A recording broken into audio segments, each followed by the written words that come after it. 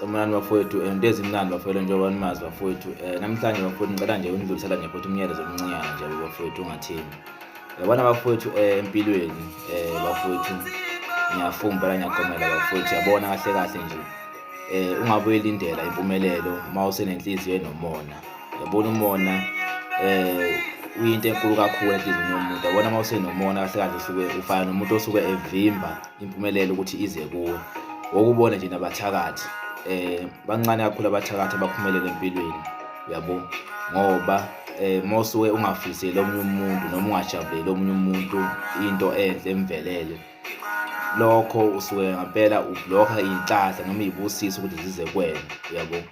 Impumelelo ayithandi inhliziyo engcolile sidala, ayizwani sidala inhliziyo engcolile yabo. Bancane ngempela abantu abanomona abaphumelele, bancane kakhulu futhi nakhona nje angazi ukuthi kusuke kwenzeka kanjani yabo. Ngisho ukuthi bafowethu zama ukuthi noma uzizwe ukuthi awunayo inhliziyo enomnene noma nje inhliziyo enesipho, inhliziyo ekwazi ukubongela omunye umuntu, zama ukuthi lokho uqede ngempela, ngoba ngempela impumelelo inuka ngamakhala idlula le kude, ngeke uyibone iza la kuwe mawungakwazi ukuncoma omunye umuntu osuke enze kahle empilweni.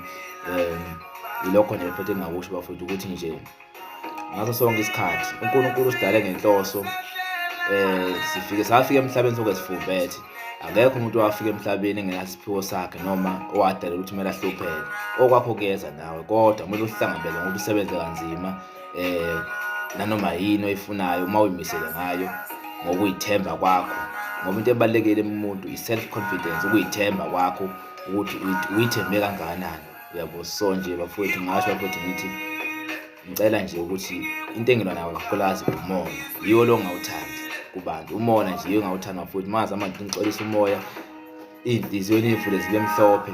Kuyongijabulisa kakhulu bafowethu lokho yabo. Ngiyathanda ukuthi wonke umuntu aphumelele empilweni, kepha nje umona iyona blockage ngempela kahle kahle yenza ukuthi impumelelo ungasheshi uyibone yabo, noma ungayiboni nje sidalo yabo. So ngiyacela bafowethu ukuthi-ke abashintshe abantu bafowethu.